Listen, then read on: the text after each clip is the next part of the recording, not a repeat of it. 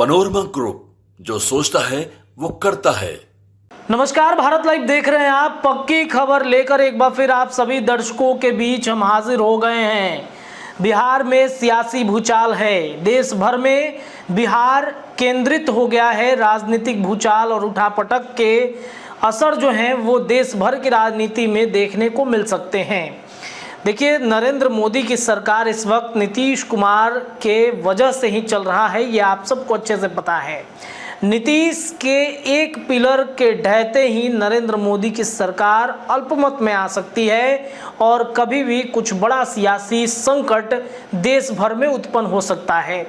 विपक्षी खेमा लगा हुआ है कि नीतीश कुमार को किसी भी तरीके से अपने पाले में कर लिया जाए ताकि हमारी सरकार बने। नरेंद्र मोदी को कुर्सी से, सत्ता से उखाड़ फेंकने की रणनीति इंडिया गठबंधन लगातार बना रहा है। तब से जब से उसको सबसे ज़्यादा 2024 लोकसभा चुनाव में सीट का फायदा हुआ है, इस बार विपक्ष काफ़ी मजबूत स्थिति में है। अगर इंडिया गठबंधन में एनडीए छोड़कर कुछ घटक दल शामिल हो जाएं तो शायद देश में प्रधानमंत्री का चेहरा कोई और हो सकता है। जी हाँ, नरेंद्र मोदी भी इस बात को बखूबी जानते हैं और इस वजह से अपने गठबंधन के साथियों को पकड़ के रखते हैं। उनके हर डिमांड्स को लगातार पूरा कर रहे हैं। अब देखिए, बिहार में जो सियासी संकट पिछले 20-25 दिनों से उत्पन्न हुए हैं, सियासी संकट इसलिए हम कह रहे हैं क्योंकि बिहार में अचानक से भूकंप आ जाए राजनीति का तो सत्ता जो है वो डगमगा जाती है। आपने देखा होगा पिछले 2 हफ्ते में तेजस्वी नीतीश की मुलाकात की चर्चा खूब हो रही है। भले ही इस बात को जदयू ढकने की कोशिश करे, आरजेडी ढकने की कोशिश करे कि नीतीश तेजस्वी की मुलाकात को नए सिरे से नहीं देखा जा सकता है, लेकिन आप इतना तय मानिए कि नीतीश तेजस्वी की मुलाकात ने बिहार में नया सियासी संकट और नई चर्चाएं शुरू कर दी है। और इनकी मुलाकात से अमित शाह से लेकर जेपी नड्डा तक सभी डर गए कि क्या वाकई में नीतीश कुछ खेल कर सकते हैं। ऐसी संभावनाएं क्या बन रही हैं।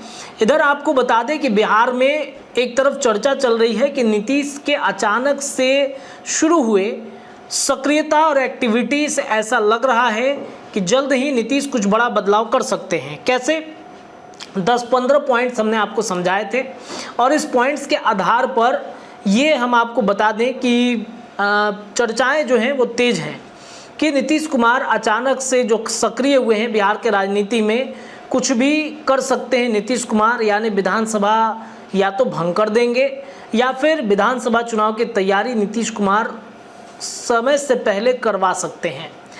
हालांकि नीतीश कुमार ने जिस तरीके से अपने पार्टी और संगठन में बदलाव को लेकर नई एक चर्चाएं शुरू कर दी हैं, कल आपने देखा किस तरीके से नीतीश कुमार की पार्टी में अचानक से बड़े बैठकें होने लगी, मंत्रियों के नाराज होने की भी चर्चा खूब उठी थी।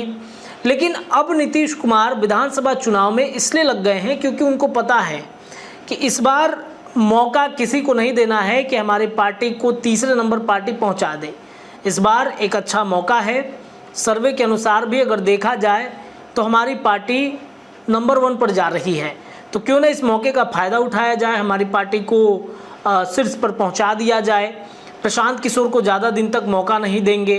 तेजस्वी यादव की यात्रा को ज़्यादा दिन आग जो है उसमें नहीं लगाए हैं, मतलब आग लगाने के बाद उनकी चिंगारी जो है यात्रा की वो जो बढ़ी हुई है। ऐसे में जनता को एक संदेश दिया जाए कि चुनाव कराकर जो उनके फ़ायदे हैं, नीतीश सरकार ने जो कुछ भी बिहार में किया है उन फ़ायदों को गिनाया जाए। और इस वजह से अपने संगठन में लगातार बदलाव कर रहे हैं। बिहार में नीतीश कुमार कुर्सी किसको सौंपेंगे, इसको लेकर के चर्चाएं आपने खूब सुनी होंगी।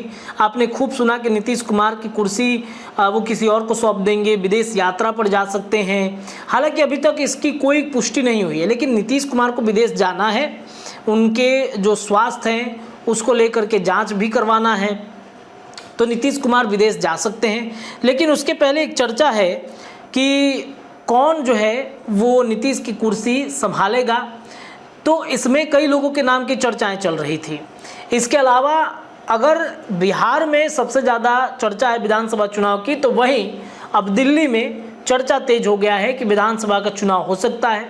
दिल्ली में अरविंद केजरीवाल अब जेल से बाहर आ चुके हैं। जमानत पर 6 शर्तें जो रखी गई हैं वो लगातार हम आपको बता रहे हैं। उनको मुख्यमंत्री कार्यालय नहीं जाना है, किसी भी कागज़ पर साइन नहीं करना है, जांच में किसी तरह का हस्तक्षेप नहीं करना है। तो तेजस्वी यादव ने सोचा कि जब ये सब करना ही नहीं है तो मुख्यमंत्री होने का क्या फ़ायदा, ना किसी फाइल पर साइन करेंगे, ना कोई योजना पास कर सकते हैं। तो 2 दिन के अंदर उन्होंने इस्तीफा देने की बात कही थी, जिसकी खबर मैंने आपको बताया भी था। तो अरविंद केजरीवाल ने निर्धारित किया है कि अब उनके पार्टी की जो प्रवक्ता हैं अतिशी, उनको दिया जाए ये मौका। महिला कार्ड खेलना चाहते हैं अरविंद केजरीवाल, और महिला कार्ड खेल के क्या फ़ायदा होगा उनको। बिहार में जहां एक तरफ नरेंद्र मोदी की सरकार महिला को आरक्षण देने की बात कर रहे हैं, लोकसभा में राज्यसभा में महिलाओं को आगे बढ़ाने की भी बातचीत कर रहे हैं, तो वही अरविंद केजरीवाल ने इस मौके का फ़ायदा उठा लिया। देखिए, अरविंद केजरीवाल हों, तेजस्वी यादव हों, या फिर एनडीए गठबंधन में कई ऐसे घटक दल हैं जो महिलाओं को टिकट देकर, भागीदारी देकर ये साबित कराना चाहती है कि बीजेपी भले करे ना करे, लेकिन महिलाओं के लिए सबसे ज़्यादा काम बाकी की जो पार्टियां हैं वो कर रही हैं। तो ऐसे में अरविंद केजरीवाल की पार्टी आम आदमी पार्टी ने यह फैसला किया है कि एक महिला को मुख्यमंत्री की कुर्सी सौंप दी जाए, जिसमें अतिशी का नाम सामने आ रहा है। ये वही अतिशी हैं जिनके बारे में जब अरविंद केजरीवाल जेल में थे उन पर कई आरोप लग रहे थे। अतिशी को लेकर के खूब जो है वो चर्चाएं चल रही थी, मीडिया के सुर्खियों में थी। तो अगले मुख्यमंत्री के तौर पर अतिशी हो सकती हैं। अरविंद केजरीवाल ने उपराज्यपाल ये जो है अपने विधायकों के पास में इसका प्रस्ताव रखा है और उपराज्यपाल इसका शपथ दिला सकते हैं। अतिशी के नाम के लिए सीएम पद के प्रस्ताव रखे गए हैं। सुषमा स्वराज और शीला दीक्षित के बाद वे दिल्ली की तीसरी महिला मुख्यमंत्री बनने जा रही हैं। अतिशी को आप विधायक दल का नेता चुना जा गया है। जब अरविंद केजरीवाल ने विधायकों की बैठक में उनके नाम का प्रस्ताव रखा और विधायकों ने सर्वसम्मति से इस पर सहमति जताई, तो सूत्रों ने बताया कि 26 या 27 सितंबर को दिल्ली विधानसभा का सत्र बुलाए जाने की संभावना है। आम आदमी पार्टी ने कहा कि अरविंद केजरीवाल के इस्तीफा देने के बाद दोपहर 12 बजे पार्टी दिल्ली के अगले मुख्यमंत्री की घोषणा कर देगी। अरविंद विधायक दल की बैठक के बाद नाम की घोषणा होगी। अरविंद केजरीवाल ने रविवार को मुख्यमंत्री पद से इस्तीफा देने की घोषणा की थी। उन्होंने कहा था कि तभी सीएम की कुर्सी पर बैठेंगे जब लोग उन्हें ईमानदारी का सर्टिफिकेट दे देंगे।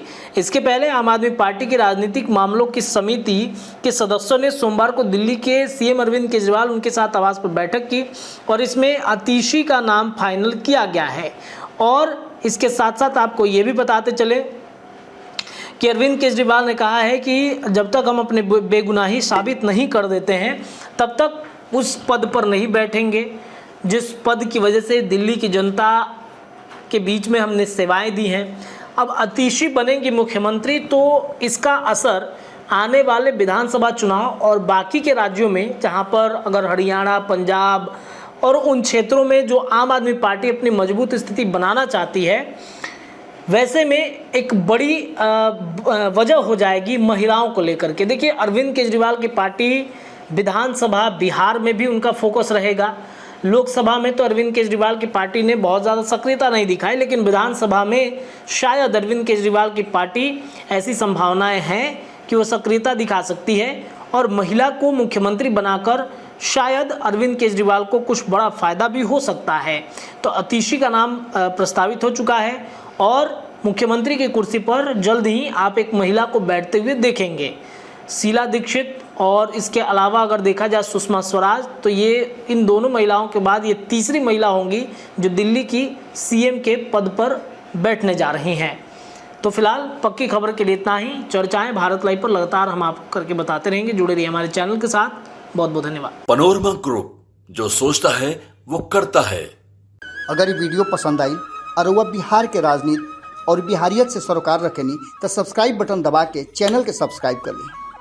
ओजे एगो घंटी बा, ओकरा बटन दबा देला से कुल सटीक और मारक खबर रुआ मुफ्त में मिल जाई।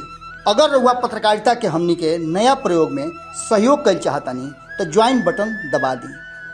पेटीएम नंबर नोट कर ली 9386816700। धन्यवाद।